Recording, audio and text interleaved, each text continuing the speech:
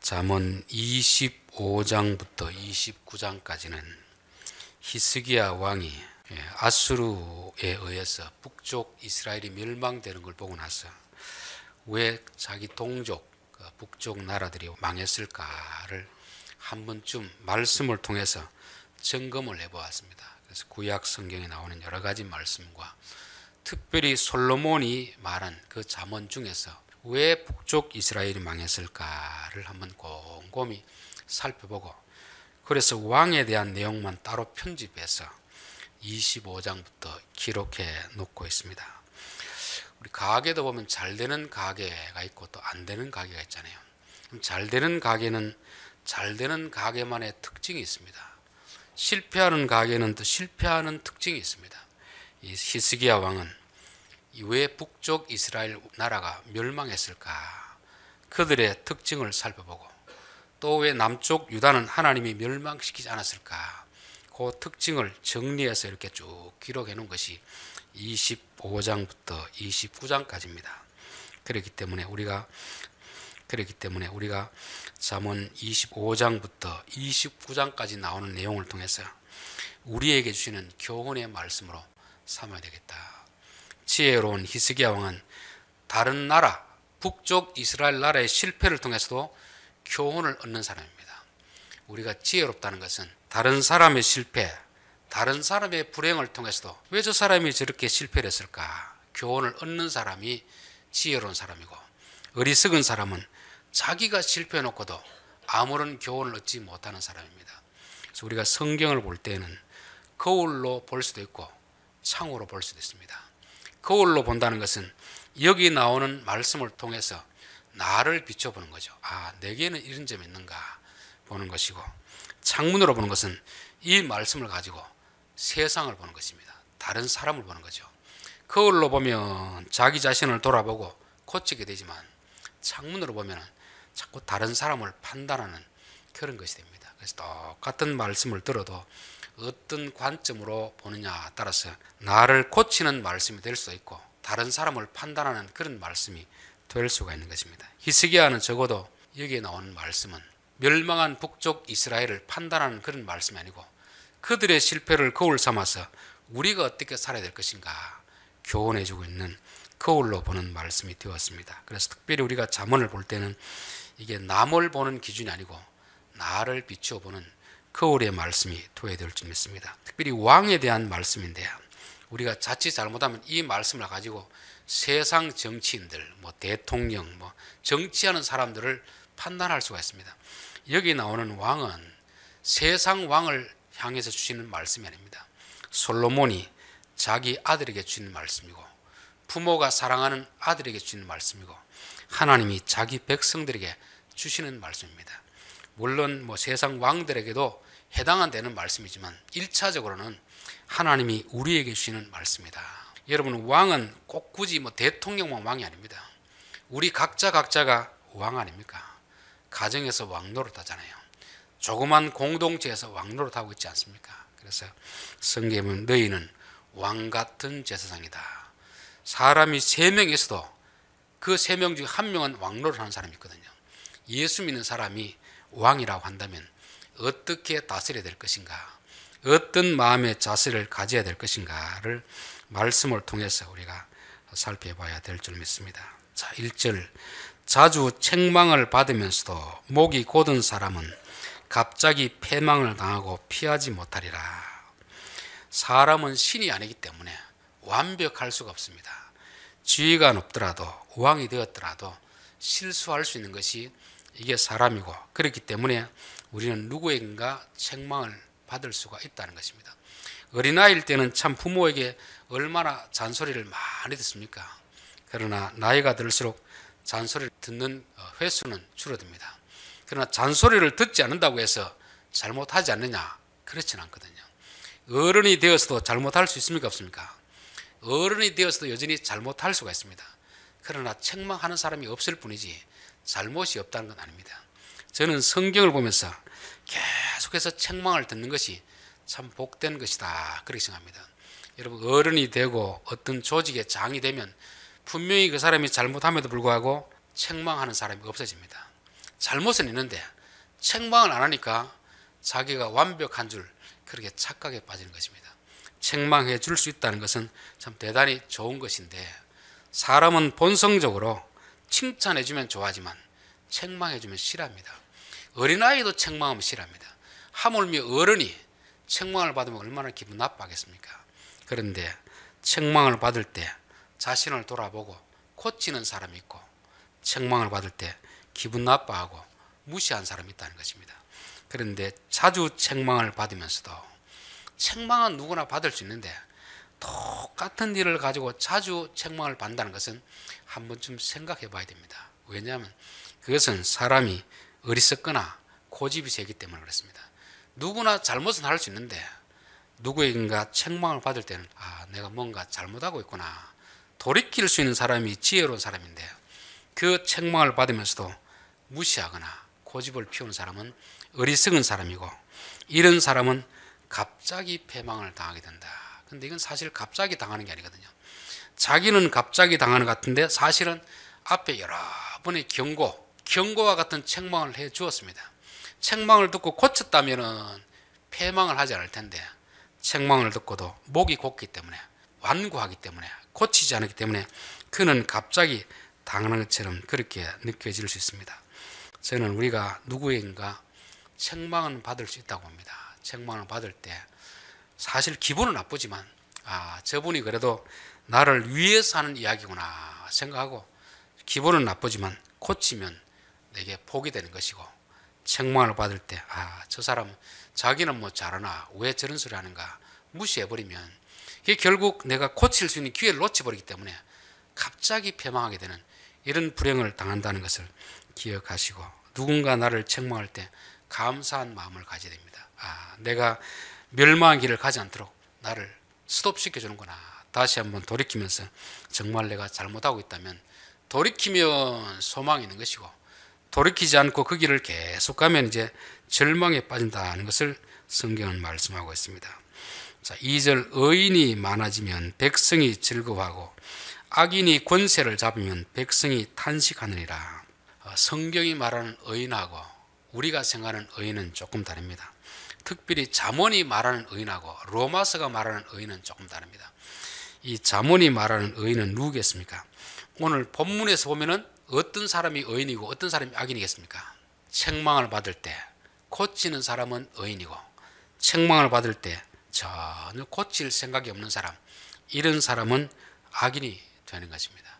요한 1서 1장에도 보면은 너희가 스스로 죄가 없다고 하며 스스로 속이는 것이고 그 안에 진리가 없느니라. 너희가 죄가 있으면 자백하고 회개하면 하나님이 용서해 주신다고 했잖아요. 의인이나 악인이라는 말은 우리가 의로운 행동을 하면 의인이고 악한 행동을 하면 악인이 될 수도 있지만 여기서 말하는 의인과 악인은 어떤 사람이 잘못했을 때 책망을 받을 때 고치는 사람은 의인입니다. 그러나 잘못을 하고도 고치지 않는 사람은 악인이 된다는 것을 말씀하고 있습니다. 자, 의인이 많아지면 백성이 즐거워하고 악인이 권세를 잡으면 백성이 탄식하느니라. 여기 이제 백성과 이 의인은 지도자겠죠. 지도자 그렇죠. 이걸 아버지와 자식의 관계에서 보면은 자식이 잘못할 때 부모가 그건 고쳐야 된다 책망할 때 고치면 누구에게 기쁨이 되겠습니까? 그렇게 책망한 부모님이 기뻐하잖아요. 그런데 안 고치고 고집 피우고 계속 그 길을 가면은 부모님에게 탄식하게 되는 것입니다. 왜냐하면 그 길은 잘못된 길이기 때문에 그렇잖아요. 나라의 지도자도 마찬가지 아닙니까? 잘못된 길을 갈 때 백성들이 고치라고 계속 이야기해도 고치면 백성들이 기뻐하고 잘못된 길을 고집 피우고 계속 가면 백성이 탄식하게 되는 것입니다. 저는 가정에서도 부모가 잘못하면 자식이 탄식하는 것입니다. 또 남편이 잘못하면 아내가 탄식하는 거죠. 조그마한 공동체에서도 그 팀장이 잘못하면 어떻습니까? 팀원들이 책망을 하면 고치면 괜찮은데 내가 팀장인데 왜 나에게 이래라 저래라 하느냐 이렇게 고집을 피우면 팀원들이 참 탄식하는 것입니다. 왜냐하면 앞에 지도자와 공동체는 한 몸이거든요. 지도자가 바른 길을 가면 그 백성들이 기뻐하는 것이고 지도자가 잘못된 길을 가면 백성들이 함께 고난을 당하기 때문에 그렇습니다. 우리가 버스를 타고 갈 때 운전기사에게 버스 탄 모든 승객들의 목숨이 달려있는 거 아닙니까? 그러면 기사가 잠깐 졸고 이러면 승객들이 기사 선생님 피곤하신 것 같은데 조금 쉬었다 가시죠. 그러면 쉬었다 가면 다 안전합니다. 그런데 괜찮습니다 하고 계속 고집피우고 가면 어떻게 되겠습니까? 결국 졸음 운전하면 다 타고 있는 백성들이 함께 멸망하는 것과 마찬가지입니다. 그래서 항상 우리가 사는 것은 나 혼자 사는 게 아니고 공동체로 엮여 있으면 공동체 앞선 자들이 어떻게 하느냐에 따라서 그 공동체 구성원들이 함께 승리할 수도 있고 실패할 수도 있기 때문에 항상 앞선 자들은 그 백성들의 질책이라든지 책망을 겸허하게 듣고 고치면 백성들에게도 기쁨이 되고 고치지 않으면 백성들이 탄식하게 된다는 것입니다. 자, 3절 지혜를 사모하는 자는 아비를 즐겁게 하여도 창기와 사귀는 자는 재물을 잃느니라. 여기도 지혜를 사모한다는 것은 공동체를 잘 다스릴 수 있는 지혜. 내가 어떻게 하면 이 공동체를 정말 잘 다스릴 것인가. 여기에 관심을 두는 사람이 있고 지도자가 되어서도 창기와 사귄다는 것은 자신의 쾌락만을 추구하면서 하는 그런 사람을 말씀하고 있잖아요. 저는 지도자가 될 사람들은 공동체의 유익을 생각해야지 자기의 유익을 추구하면 안 된다고 합니다. 이게 솔로몬이 왕이 되고 나서 내가 어떻게 하면 이 백성들을 좀 잘 다스릴 것인가 고민하고 하나님 앞에 구했을 때 하나님이 지혜를 주셔가지고 그 지혜로 나라를 잘 다스리니까 백성들이 평안한 삶을 살게 된 것입니다.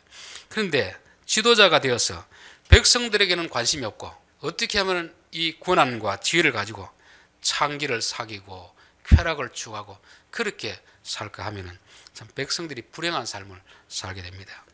이 창기와 사귀는 자는 재물을 잃느니라. 남자들 중에 보면 이제 외도하는 남자들 있잖아요. 정상적인 여자와 사귀는 게 아니고 창기와 같은 사람들, 음녀들과 사귀는 그런 남자들이 있습니다. 그 남자들이 착각하는 게 뭐겠습니까? 그 여자가 자기를 좋아하는 줄 알고 그러는데 그런 여자들은 결코 그런 남자를 좋아하지 않습니다. 뭐만 좋아하겠습니까? 그 남자가 가진 돈을 보고 그 남자에게 잘해주는 거잖아요. 그 남자에게 돈이 떨어지면 어떻게 하겠습니까? 헌시짝 버리듯이 버리는 것입니다. 권력자들을 또 여자들이 다릅니다. 그 남자가 좋아서 그런 게 아니고 그 사람이 권력을 가진 것을 이용하기 위해서 그런 것인데 이 어리석은 남자들은 그것을 모르고 이 여자가 진짜 나를 좋아하는구나 생각하는데 여자들은 그런 남자를 좋아하지 않습니다. 그가 가진 돈, 권력을 이용하려고 하기 때문에 그가 창기와 사귀며 재물을 다 잃게 되고 명예도 다 잃게 되는 것을 말씀하고 있습니다. 그래서 우리가 지도자가 되려고 하면 아무리 작은 공동체라도 그 공동체를 잘 다스리려고 하는 지혜를 얻으려고 하나님 앞에 기도를 해야지 자기의 사적 유익을 추구하고 쾌락을 추구한다면 돈도 잃고 명예도 잃고 다 잃게 된다는 것을 성경은 말씀하고 있습니다. 자, 4절 왕은 정의로 나라를 견고하게 하나 뇌물을 억지로 내게 하는 자는 나라를 멸망시키느라. 구약 성경에는 하나님 나라에 큰 두 기둥이 있습니다. 두 기둥. 의와 정의, 의와 공평 여러 가지로 번역되는데 히브리어로는 제데크와 미시파트라는 두 단어로 이렇게 나눠집니다. 제데크라는 말은 강한 자가 약자들을 잘 돌아보는 것이죠. 그래서 창세기 1장 28절에 온 세상 만물 다스리라 할 때 그 다스림은 뭐냐면 강자가 약자들을 돌아보고 섬기는 그런 것을 말씀하고 있습니다. 하나는 미시파트라는 말하면 재판하고 벌을 내리는 걸 말씀하고 있습니다. 사람들이 약한 사람도 있지만 악한 사람이 있거든요. 악하게 교묘하게 이렇게 이용하는 사람이 있습니다. 그런 사람들은 재판을 해서 어떻게 됩니까? 악한 자를 심판하고 약한 자들을 구해줘야 되잖아요. 솔로몬 앞에 나온 두 여자도 그런 거 아닙니까? 똑같이 밤을 새고 자다가 한 여자가 자기 애를 깔아가 죽여놓고 나서는 남의 애를 가지고 자기 애로 이렇게 거짓말 하잖아요. 그럴 때 왕은 어떻게 됩니까? 선악을 분별해가지고 악한 자의 악을 드러내고 심판하고 약자의 억울함을 풀어주는 것이 이게 왕이 해야 될 일이고 지도자가 해야 될 일이거든요. 그래서 이 두 가지를 잘하는 왕이 정말 통치를 잘하는 그런 왕입니다. 여기서 왕은 정의로 공평하게 재판해가지고 악한 자를 심판하고 억울한 자를 억울함 풀어주는 이런 사람, 이런 통치를 할 때 나라는 견고하게 된다. 견고하게. 그런데 악한 왕은 어떻습니까? 뇌물을 억지로 내게 하는 자. 뇌물. 자꾸 자기에게 돈을 가져오라는 거죠. 재판을 하면은 사정을 봐가지고 누가 잘한 건지 잘못한 것인지 그렇게 판결을 해야 되는데 이 사람은 그런 데는 관심이 없습니다. 누가 이 재판을 잘하기 위해서 내게 뇌물을 많이 갖다 바치느냐. 지금도 보면 그런 말 있잖아요. 유전, 무죄, 무전, 유죄 이런 게 있잖아요. 분명히 가해자인데 불구하고 비싼 변호사를 선임하면 이 사람이 가해자가 피해자로 되어버립니다. 그런데 이 사람 잘못한 게 없는데 피해자인데 변호사를 선임하지 못하면 이 사람이 가해자로 이렇게 바뀌어지는 그런 경우가 참 많이 있습니다. 물론 그런 일이 없으면 좋겠지만 아직도 이 세상에는 그런 일이 많이 있거든요. 그런데 그런 자들은 뇌물을 내게 하는 자는 나라를 멸망시키느라 나라가 공정하게 공의롭게 판단이 되고 다스려지게 되지 그렇게 지도자가 돈의 욕심을 가지고 뇌물을 추구하게 되면 결국 나라는 멸망하게 된다는 것을 말씀하고 있습니다. 5절 이웃에게 아첨하는 것은 그의 발 앞에 그물을 치는 것이더라. 칭찬은 사람이 잘하는 것을 잘했다고 하는 거지만 아첨은 뭐겠습니까? 잘못했음에도 불구하고 잘 보이기 위해 가지고 자꾸 이렇게 없는 말을 만들어내는 그런 거잖아요. 뇌물을 요구하면 어떻게 됩니까? 재판관이 뇌물을 요구하면은 저는 뇌물을 낼 수 없습니다. 정당하게 재판해 주십시오. 이렇게 해야 될 텐데 위에 사람이 뇌물을 요구할 때 아래 사람들이 뇌물을 갖다 주는 것이 이게 바로 아첨하는 거 아닙니까? 그 뇌물을 갖다 주는 자는 그의 발 앞에 그물을 치는 것이더라. 아첨하는 게 듣기 좋잖아요. 뇌물을 갖다 주면 위에 사람이 얼마나 좋습니까? 공짜 돈생 같은데. 근데 그게 결국 그의 발 앞에 그물을 치는 것이더라. 그물을 치는 것. 뉴스 보면 이제 뭐 기업인들이라든지 정치인들이 뇌물을 갖다 주고 또 어떤 이권을 요구하고 이러는데 이권을 들어주지 않으면 이 뇌물을 준 사람들이 가만히 안 있습니다. 나중에 다 폭로해 버리잖아요. 뇌물을 줄 때는 진짜 그 사람을 위해서 주는 것처럼 생각하는데 자기 뜻대로 안 되면 나중에는 그것을 다 이렇게 증거를 남겨놓고 다 폭로를 해버리니까 결국 그 뇌물, 아첨이 받는 사람에게도 그게 올무가 되는 것이고 주는 사람에게도 올무가 되는 것입니다. 그래서 여기 보면 그의 발 앞에 그물을 치는 것이니라. 요 그가 뇌물을 받는 자가 될 수도 있고 뇌물을 주는 사람도 있습니다. 그래서 뇌물이라는 것은 받는 사람도 처벌을 받고 주는 사람도 처벌받는 이유가 바로 그런 것입니다. 뇌물을 주어서 자기의 어떤 목적을 이루기 위해서 권력자들이라든지 어떤 위에 있는 사람들에게 아첨하는 사람들은 그것을 받는 자에게도 올무가 되고 주는 자도 올무가 된다는 것을 성경은 우리에게 말씀하고 있습니다. 자, 6절 말씀도 동일한 내용입니다. 악인이 범죄하는 것은 스스로 올무가 되게 하는 것이니 의인은 노래하고 기뻐하느니라. 악한 사람, 여기는 악한 지도자겠죠. 어떤 위치에 있는 사람들. 이 사람이 정의롭게 판단하고 통치를 해야 되는데 정의는 상관없고 뇌물을 받고 자기의 사적 유익을 추구하는 사람들, 이런 사람들이 악한 사람입니다. 그런데 이들은 스스로 올무를 놓는 것이다. 스스로 자기의 함정에 빠져지는 그런 것을 말씀하는 거죠. 그러나 의인은 노래하고 기뻐하느니라. 뇌물을 가져올 때 단호하게 거부하는 것이죠. 아첨할 때 그런 소리 하지 마라. 있는 대로 말해야지. 왜 듣기 좋은 말 하느냐. 이렇게 한 사람들은 시간이 지나고 나면 오히려 그런 위기에 처했을 때 오히려 당당하게 그렇게 노래하고 기뻐한다는 것입니다. 저는 우리 성도들은 어떤 자리에 있든지 항상 이런 모습이 필요하겠다는 것입니다. 뇌물을 받는 것보다도 공정하게 재판하고 공정하게 다스린다면 아무리 어려운 시대가 와더라도 뇌물이 폭로할 것이 없기 때문에 오히려 당당한 것이 이게 성도들이 가져야 될 태도라 그렇게 믿습니다. 자, 7절 의인은 가난한 자의 사정을 알아주나 악인은 알아줄 지식이 없느니라. 자, 의로운 지도자는 가난한 자의 사정을 알아주고 도와주는 사람이지만 악인은 가난한 자에게 관심이 없습니다. 자, 하나님 나라의 두 기둥 말씀드렸잖아요. 하나는 ጼ데크라는 것이고 하나는 미시파트라는 거 아닙니까? ጼ데크라는 것은 약한 자의 약함을 돌보는 것이 바로 ጼ데크입니다. 이게 성경에는 의입니다. 하나님의 의입니다. 미시파트는 악한 자의 악을 심판을 주는 것이 미시파트거든요. 우리가 나라의 어떤 지도자를 세운다는 것은 강자를 위해서 세우는 게 아닙니다. 약한 자와 강자가 살아가면 이 짐승의 논리로서 약육 강식의 법칙이 세상에 적용되는 거거든요. 힘 있는 사람은 힘 없는 자의 것을 빼앗으려고 하는 이런 본능이 있습니다. 그럴 때 지도자는 뭐 하는 사람이냐면 악함을 제재를 하는 거죠. 그리고 약한 자의 약함을 어떻게 합니까? 좀 도와주고 섬김을 해서 같이 잘 살게 하기 위해서 지도자를 세우는 것입니다.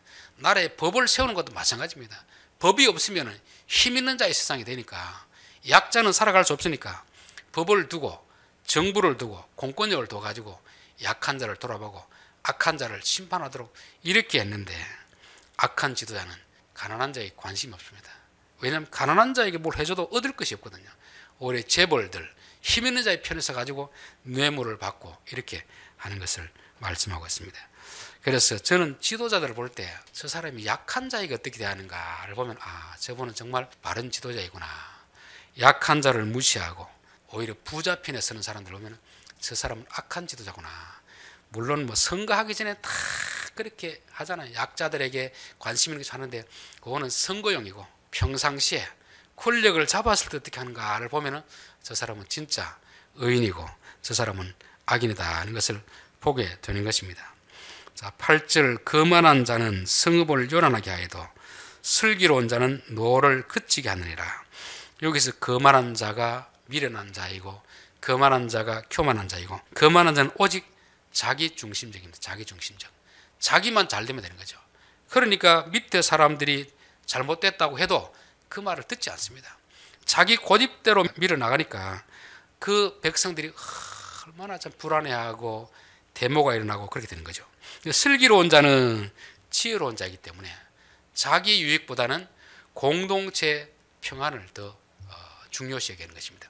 그래서 사람들을 잘 다독거려 가지고 불만 있는 사람들이 불만을 얻게 하고 악한 자들을 심판하는 이런 내용을 지금 말씀하고 있습니다. 자, 9절 지혜로운 자와 미련한 자가 다투면 지혜로운 자가 노하든지 웃든지 그 다툼은 그침이 없느니라. 여기에 이제 보면 지혜로운 자가 노하든지 웃든지 그렇게 되어 있는데 원래 성경에는 지혜로운 자는 이런 표현 없습니다. 그가 되어 있으니까 어떤 번역에는 지혜로운 자라 해놓고 어떤 번역에는 미련한 자라 이렇게 해석을 해놨습니다. 이게 해석을 그가 지혜로운 자가 되는 것과 미련한 자가 되는 것이 완전히 의미가 달라져 버리는 거죠. 그래서 저는 봤을 때 지혜로운 자가 아니고 미련한 자가 그렇게 보는 것이 맞을 것 같습니다. 이 지혜로운 자가 미련한 자와 다투면 미련한 자는 어떻게 합니까? 그 잘못을 고칩니까? 오히려 안 고치고 계속 고집대로 합니까? 고집대로 밀고 가는 거죠. 그러면서 웃는다는 것도 비웃다는 말입니다. 비웃다는 말이죠. 그래서 성경 말씀은 세상 지도자들에게 주시는 말씀이 아니라는 것이 바로 구절을 통해서 보여지는 것입니다. 왜냐하면 지혜로운 자가 악한 자, 미련한 자에게 이거는 좀 잘못됐습니다. 좀 고치십시오. 이렇게 하면 그들이 고치느냐 하면 그렇지 않다는 것입니다. 오히려 화를 내고 비웃기 때문에 그럴 필요가 없다는 것을 말씀하고 있습니다. 그래서 성경은 하나님의 백성들에게 주시는 말씀입니다. 신자에게 주시는 말씀입니다. 세상 사람들이 주시는 말씀이 아니에요. 너희들이 그런 사람을 볼 때 그런 사람과 다투지도 말고 고치려고도 하지 말아라. 그런 사람들이 고치려고 하면 고쳐지는 게 아니고 오히려 그렇게 책망하고 지적하는 사람들에게 성질을 내고 비웃고 조롱하니까 그런 사람들에게 그렇게 하지 말라는 것입니다. 너희는 세상 사람들 그렇게 하지 말고 너희가 잘하도록 해라. 너희가 잘하도록 하고 세상 사람들이 그렇게 하면 오히려 그들을 불쌍히 여기라. 불쌍히. 왜냐하면 그 오늘 1절이 뭡니까? 자주 책망을 받으면서도 목이 곧은 사람은 갑자기 패망을 당하고 피하지 못하리라. 그렇게 되어 있으니까 그들을 불쌍히 여긴 마음을 가져야지 우리가 섣불리 그들을 고치려고 바꾸려고 하는 시도 자체가 얼마나 어리석은가를 말씀하고 있습니다. 결론입니다. 오늘은 지도자에 대해서 말씀하고 있습니다. 이 지도자는 뭐 꼭 세상 대통령이나 정치인들을 말씀하지 않습니다. 우리 각자가 지도자입니다. 지도자. 가정에서 가장이 지도자이고 또 남편이 지도자이고 조그마한 회사에서도 그 부장이 지도자 아닙니까? 어떤 팀이 있으면 팀장이 바로 지도자 아닙니까? 그런데 그 지도자 중에는 세상의 지도자가 있고 예수 믿는 지도자가 있습니다. 세상 지도자는 여기 보면 악인이라고 말하고 있고 예수 믿는 지도자는 의인이라 말하고 있습니다. 세상 지도자는 잘못을 지적당하고 책망받을 때 고치지 않고 자기 고집대로 가는 그런 사람입니다. 성도들은 잘못을 책망받으면 어떻게 합니까? 내가 잘못했구나. 고치는 사람이 바로 의인이고 지혜로운 지도자가 되는 것입니다. 의인이 많아지면 백성이 즐거워하고 악인이 권세를 잡으면 백성이 탄식한다. 의인과 악인도 다른 게 아니고 누군가 위에 있는 사람이라도 아래 사람으로부터 잘못을 지적받으면 고치는 사람이 의인이고, 자기가 높은 지위에 있기 때문에 아래 사람들의 말을 안 듣는 사람들은 이게 악인이 되는 것입니다. 고치는 사람은 의인이고 그들이 많아지면 백성이 즐거워하고 악인이 권세를 잡으면 백성이 탄식하느니라. 내가 어떤 위치에 있을 때 백성들에게 즐거움이 되는지 탄식이 되는지 한 번쯤 생각해 보면 나는 악한 지도자구나, 나는 의로운 지도자구나, 그를 알게 되는 것입니다. 지혜로운 지도자는 자기 아비를 기쁘게 하는 것입니다. 자기 공동체 사람을 기쁘게 하기 위해서 지혜를 구하지만, 악한 지도자는 창기와 사귄다. 창기, 자기 본능, 쾌락을 쫓는 사람이 악한 지도자인 것입니다. 의인은 정의를 추구하지만 악인은 뇌물을 추구한다. 뇌물. 정의라는 것은 다 같이 공동체가 분쟁이 생겼을 때 원만하게 해결되기를 바라는 이런 사람이 의로운 지도자이고, 악한 지도자는 뇌물, 자기의 사적 유익만 추구하는 사람이 악한 지도자가 되는 것입니다. 악한 지도자는 또 가난한 사람에게는 관심이 없습니다. 오로지 부자에게만 관심이 있는 거죠. 왜냐하면 돈을 챙겨야 되기 때문에. 슬기로운 자와 거만한 자, 내가 공동체 유익을 먼저 생각하는 사람이 있고 자기만을 먼저 생각하는 사람이 있습니다. 세상 사람들, 성도도 마찬가지겠죠. 타락한 본성은 자기만을 생각하게 되어 있습니다. 그러나 거듭난 새 사람은 항상 나보다는 공동체를 먼저 생각하고 전체 백성들을 먼저 생각하는 그런 다스림을 하는 사람들이 의인이고 겸손한 자이고 지혜로운 자입니다. 우리 성도들은 교만한 자, 미련한 자, 어리석은 자가 아니고 성도답게 항상 왕같은 제사장으로서 항상 나보다는 남을 먼저 생각하고 공동체를 생각하고 전체 백성을 생각하는 그런 삶을 살아갈 때 하나님의 귀한 백성의 삶을 살게 될 줄 믿습니다. 기도하겠습니다.